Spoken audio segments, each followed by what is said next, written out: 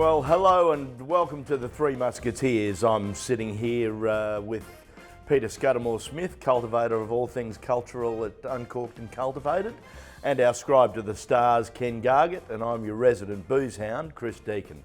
We're here today. Greys have asked us to review, and honestly, to review a range of their wines, and we're starting today with the sparkling stuff. We have a Prosecco and 3 bubbles from probably the south of France or thereabouts, or maybe a bit of Burgundy fruit or something in them. So we've got them here, and we've already popped them, and we're ready to go. So we'll start off with number 1, and we'll defer to you, Ken, to start with number 1. The Prosecco.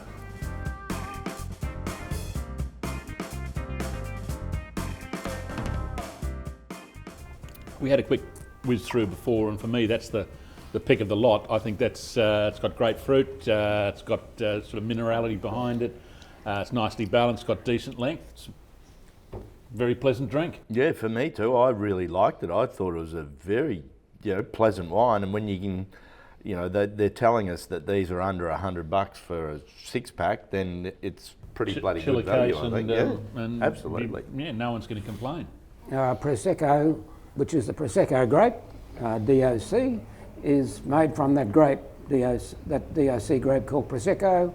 The Italians prefer to call it Glera, but in Australia we know it as Prosecco. It's made by Cuve Clos, in other words, it's a big tank fermented. This is bright, cheery, fruity, clever, lovely colour. I always like to see some pale green in any bubbles I drink, and this is a cracker. The name Glera, though, came about because they decided they didn't want other nations using the word Prosecco, so they did a fast one and tried to change the name of the grape. Exactly. It didn't work in Australia, it's no longer a trademark.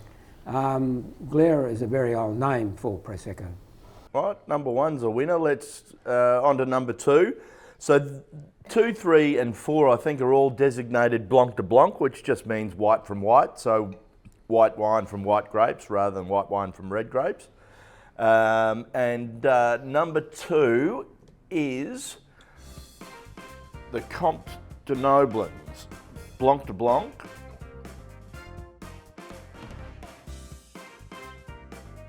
Relatively inoffensive and not too sweet. They're all French. They don't define further than that. I'm not sure you're seeing a lot of fruit from Burgundy in them. There might be a bit from the Loire and that, but otherwise, as you say, south of France.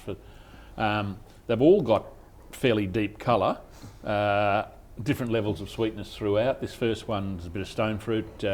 Again, you chill that. It's pleasant. It's fairly simple, but it's quite enjoyable style. To me, that screams Sunday brunch with a bit of orange juice and mint. Exactly. These are the sorts of wines you can mix with orange or mix as a cocktail, mix with some other interesting cube of sugar with some bitters in it, something like that.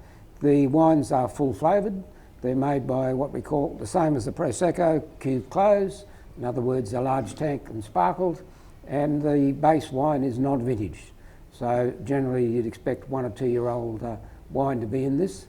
And probably a blend of grapes, not a single variety, but could be some Chardonnay, could be some Viognier, could be some native grapes from the south of France as well. I get a little bit of Chenin Blanc-y character on that, in that melony stone fruity thing.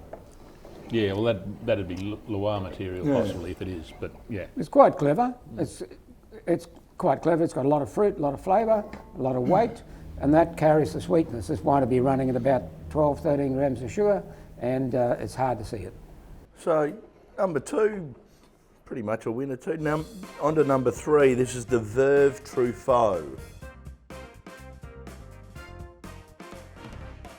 The widow of truffles, is it? Veuve meaning widow, that's right. Yeah. As we taste this lineup, they're getting sweeter. So wine 2 is the driest, wine 3 is the next sweetest, and the very sweet will be our last wine. This is quite zingy and lemony, so There could be a little bit of cool region fruit. We talked about the Loire Valley, but it's got certainly a lot of lemon and a lot of really crisp acidity. So alongside the sweetness, there's this flavour of lemon zest. Again, a non-vintage, beautifully made, but a wine you drink today. You don't keep it in cellar.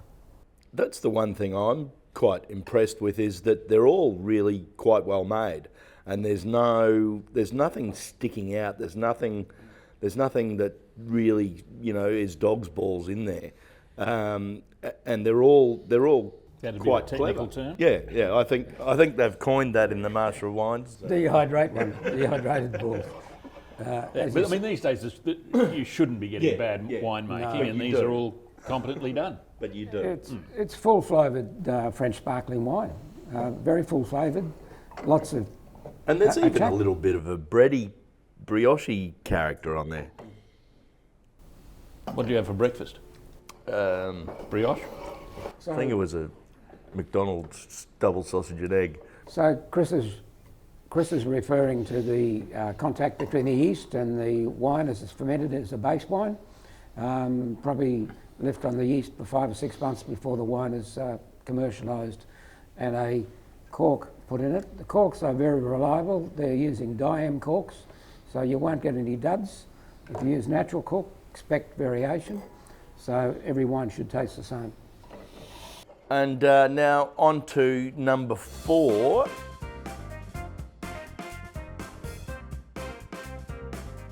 And I think we've just lucked it, as it were, to get them in order of ascending sweetness, because this one does have quite a bit of residual sugar in there, and I think appeals probably to the masses. Oh, you can imagine this in the pub on a Friday night with all the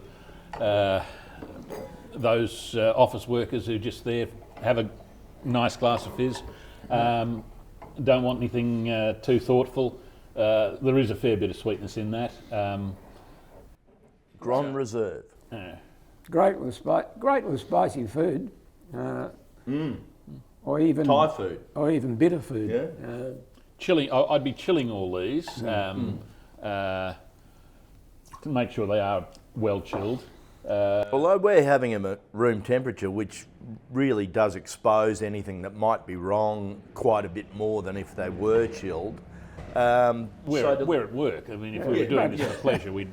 But drinking them warm just shows you how full flavoured the wines are. They just have nice, crisp, full-bodied, white base wines with a little bit of age, probably 12, 18 months old, and just a lot of flavour. So what better to get than a sparkling wine with a lot of flavour produced in France? Here's to you.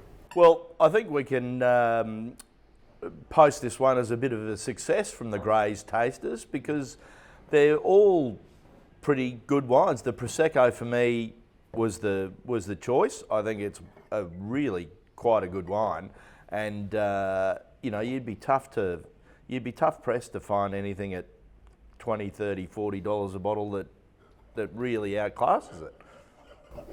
Yeah, the Prosecco's the pick for me. I think the others are a very different sort of style, and if you like the sweeter styles, then you're probably going to come here. But Prosecco is my preferred. It's unpretentious wine. It's a bit on the sweet side, but it sits alongside the fruitiness, and I think it's meant to be unpretentious. That's exactly what it is. We'd like to hear what you think. You can pick these up relatively inexpensively from Grey's, and let us know in the comments below what you think of them and how you approach them and what you'd have them with, because we're always interested.